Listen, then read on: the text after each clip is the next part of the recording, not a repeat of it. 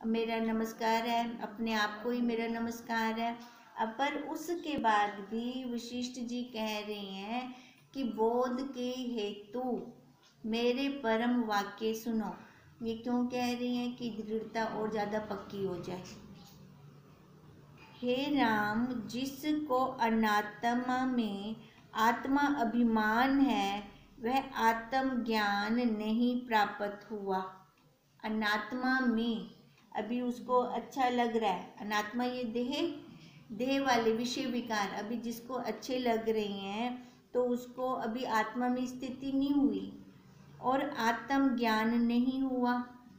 उसको इंद्रिय रूपी शत्रु दुख देते हैं। जैसे निर्बल पुरुष को चोर दुख देते हैं, पर जो आत्म पद में स्थित हुआ है उसको इंद्रियां दुख नहीं देती। जैसे दृढ़ राजा के शत्रु भी मित्र हो जाते हैं, वैसे ही ज्ञानवान के इंद्रिय गण मित्र होते हैं। अब देखो क्या कह रहे हैं। इंद्रियां, हम कहते हैं ना, इंद्रियों के विषय में दुखी करते हैं, विषय में दुखी करते हैं। अब कहते हैं अगर कोई राजा का कोई शत्रु है वो भी उसका मित्र हो जाता है। कैसे होता है? जब अपनी दृढ़ता होती है, अपने भावों की दृढ़ता होती है कि मेरा तो कोई शत्रु ही नहीं है। जब ऐसी वाली दृढ़ता होती है तो वो शत्रु होते हुए भी नहीं दिखता हमें।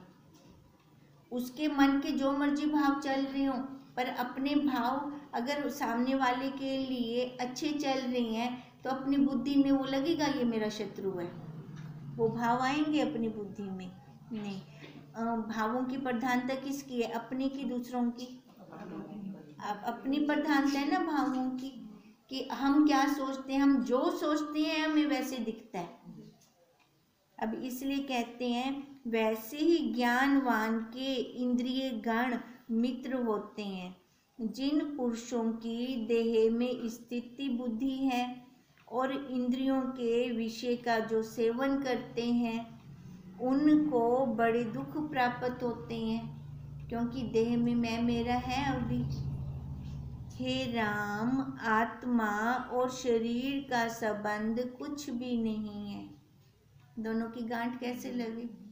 हैं दो किनारे, अब किनारे मिले कैसे?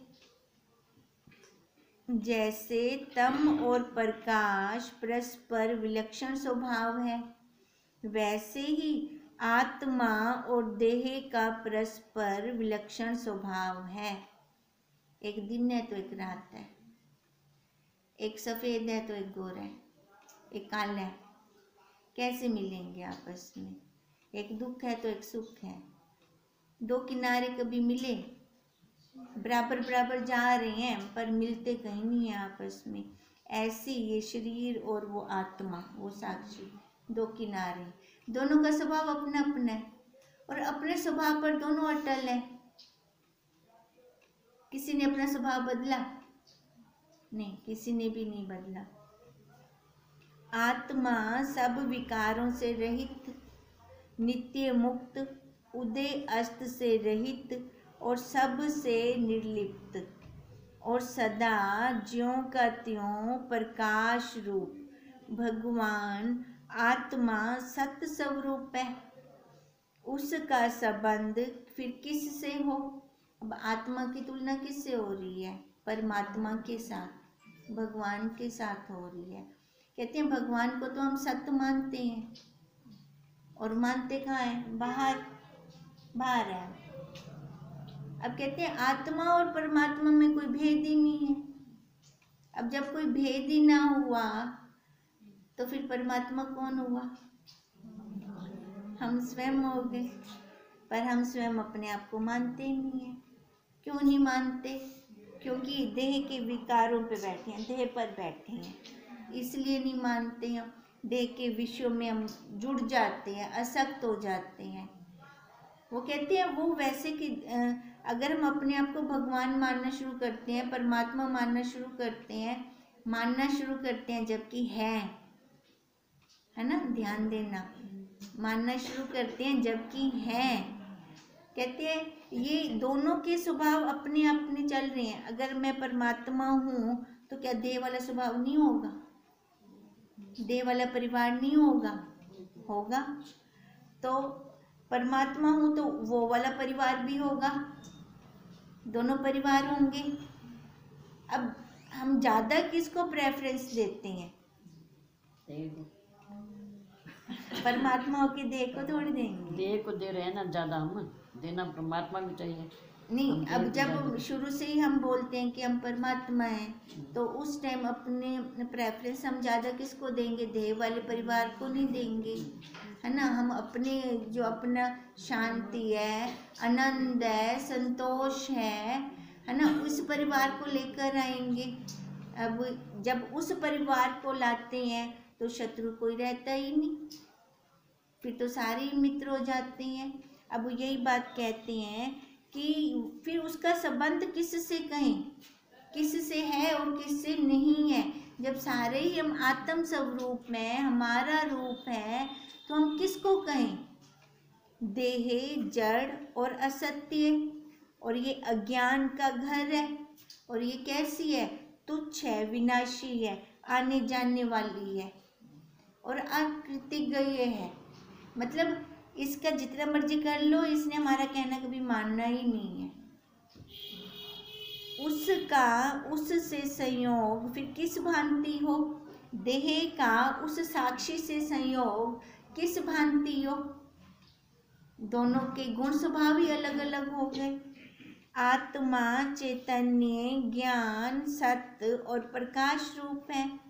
उसका देह के साथ कैसे संयोग हो? अज्ञान से देह और आत्मा का संयोग भासता है नहीं? अज्ञान से भासता है आत्मा और देह का संयोग। सच और झूठ की गांठ लगी कभी? लग ही नहीं सकती, लगा के दिखाई हो। साकार और निराकार की कभी गांठ लगी? कैसे लगाई? एक साकार है, एक निराकार है, या तो दोनों साकार हो फिर गांठ लगेगी। अब एक साकार है, एक निराकार है।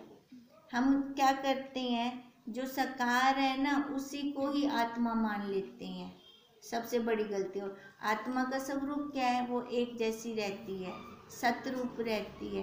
ये तो झूठ है, पल पल ते झूठ बोलता है और पल पल में बदल रहा है।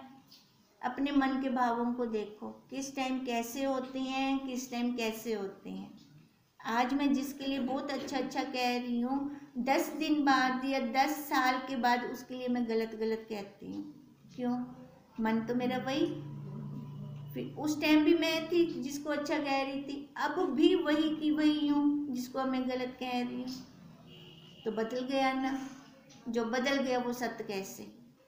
वो सत्य हो ही नहीं सकता। अज्ञान से देह और आत्मा का संयोग भासता है। सम्यक ज्ञान से संयोग का अभाव जान पड़ता है। जब सही से यथार्थ ज्ञान हो जाता है ना, फिर समझ में आती है कि खिचड़ी कैसे बनी। दाल का स्वभाव अलग, चावल का अलग, पर बनेंगे दोनों इकट्ठे। खिचड़ी नाम तब आएगा, ऐसे आएगा नहीं।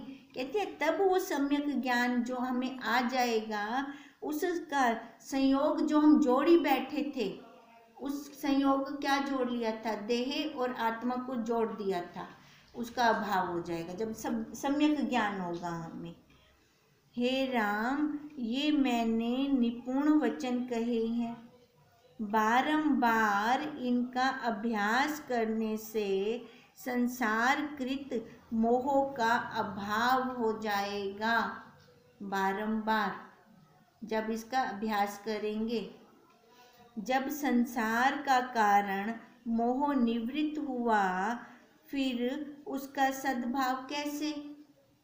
अब संसार क्यों है? मोह के कारण, आसक्ति के कारण। जब संसार का मूल नष्ट हो गया, मोह नष्ट हो गया, तो कहते हैं उसका सद्भाव कैसे रहेगा? मोह का मोह नहीं है तो इसका मतलब संसार भी ना रहा। इनडायरेक्ट वे से हम क्या कहना चाह रहे हैं, जब मोह खत्म तो संसार भी खत्म हमारा। जब तक जीव अज्ञान रूपी निद्रा से दृढ़ होकर नहीं जागता तब तक आवरण रहता है। दृढ़ता नहीं आती जब तक हमें कि वाकई ये देह झूठी है, ये सत्य नहीं है, ये सारे संबंध यहीं के हैं, आने जाने वाले हैं और यहीं रह जाते हैं। बताओ कौन साथ जाता है, केड़ा संबंध नाल गया? गया कोई संबंध हमारे साथ? आज तक किसी का भी नहीं गया, चाहे वो ब्रह्म ज्ञानी संत ही क्यों ना हो, उसका भी नहीं गया। राजा रंग का तो कहाँ गया, ठीक है। तो कहते हैं ये संबंध यहीं रह जाते हैं, बस जागना है तो कहाँ से जागना है? आवरण हटाना है तो कौन सा हटाना है? अज्ञान वाला। जागना है तो इस देह से जागना है कि ये मैं हूँ नहीं, ये मैं हूँ नहीं। जो दिख रहा है वो कभी सत्य नहीं है। बोलो इन आंखों से कितना देखा, रूप रूप रूप रूप रूप, कभी आंखें भरती ही नहीं। कभी कह दे बस अब और समाई नहीं है इसमें रूप की, कहा नित नहीं। कभी बुद्धि ने भी नहीं कहा बस मैं अब और नहीं ले सकती, डिलीट करो पहले वाली मेमोरी अपनी थोड़ी।